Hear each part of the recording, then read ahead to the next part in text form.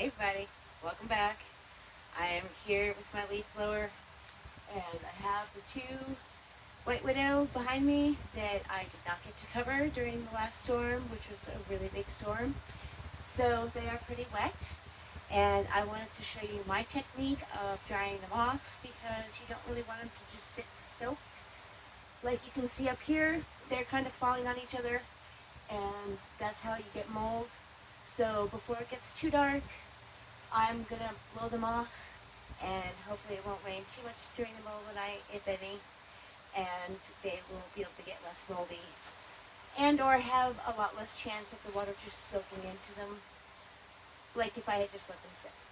So a lot of people, they have strains that don't care, that are weather-worthy.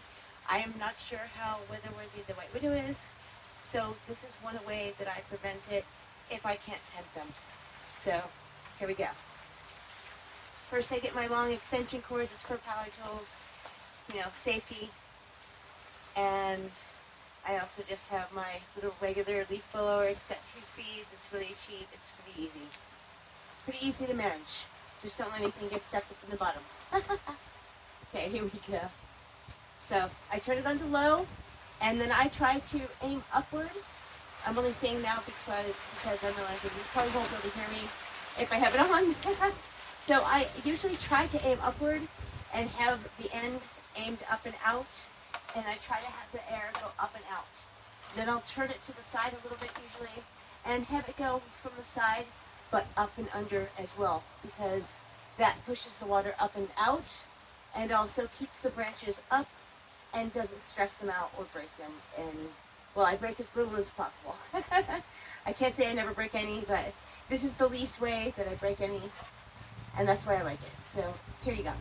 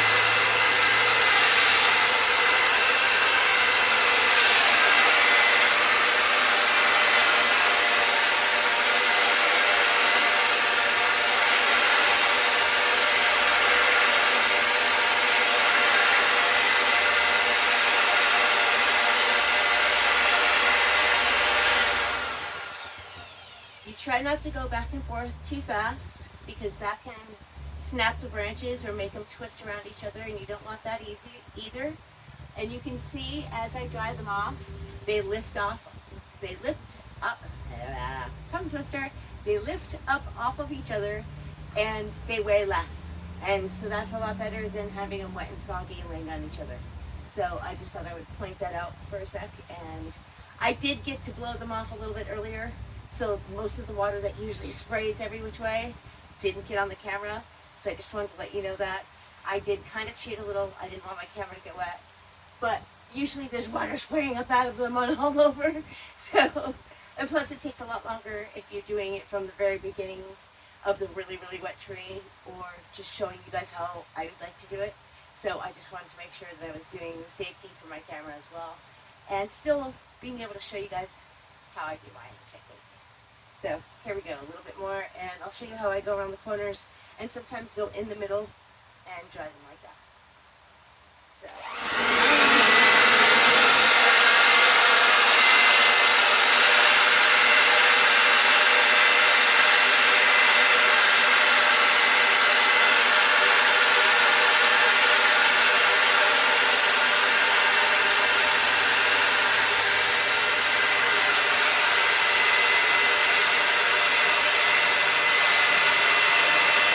This way, if you go up from underneath, it just moves them around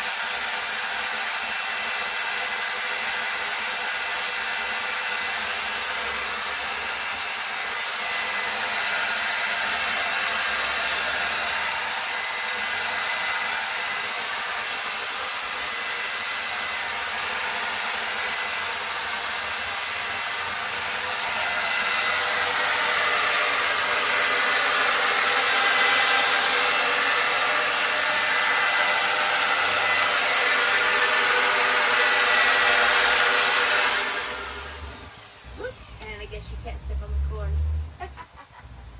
No, I was going to stop here in a second anyway, so. Oops, here we go. Set that down out of the way. I was going to stop there, and that way it's not too long of a video, but you guys get the idea how I like to go from underneath, and then it just kind of moves all the branches around. So far, I've only broke one branch like this, and it wasn't from what I was doing that way. It was, I got caught on it, and it was a lower branch that got caught on my sleeve. So that being said, I really like that way of blowing them off. It does blow the water up and out, and usually there's like a big giant fountain of water, and there are like water sprinkles everywhere, so I didn't want to get my camera soaked.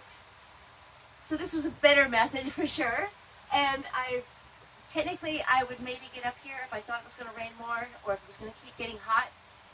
I would get up there and tie some of this branch back here. See how that lifts some of those top ones off of there? Don't know if you can, yeah, I think you can see that.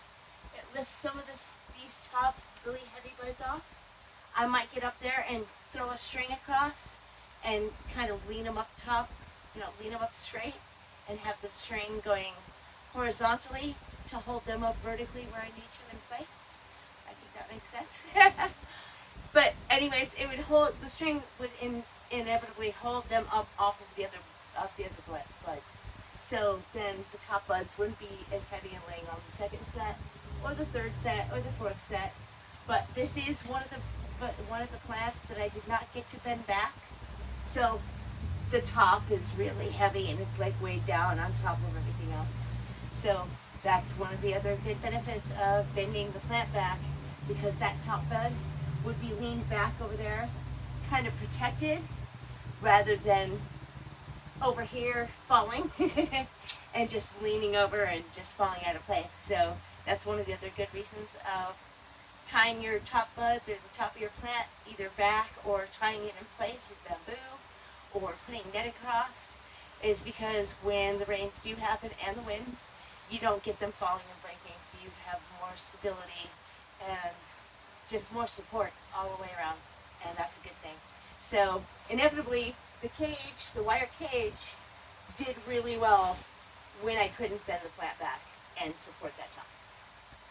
So that being said, those are two good examples on ways that you can help prevent the rain and the weather from breaking or stressing out your plant, is to make sure they're really secure in the first place, and that they're really supported, even the middle and the top. Like I could have gone up there before the rain and put a net across it like I did last year, and I didn't get to do that. I was really busy with a bunch of stuff. So those top buds are a little bit suffering. So far, only one little one broke off, and I'm pretty happy with that. The rest are just leaning, and I can kind of lean them back up there and dry them off more. So, hope this helps, and have a peaceful day, and keep on growing.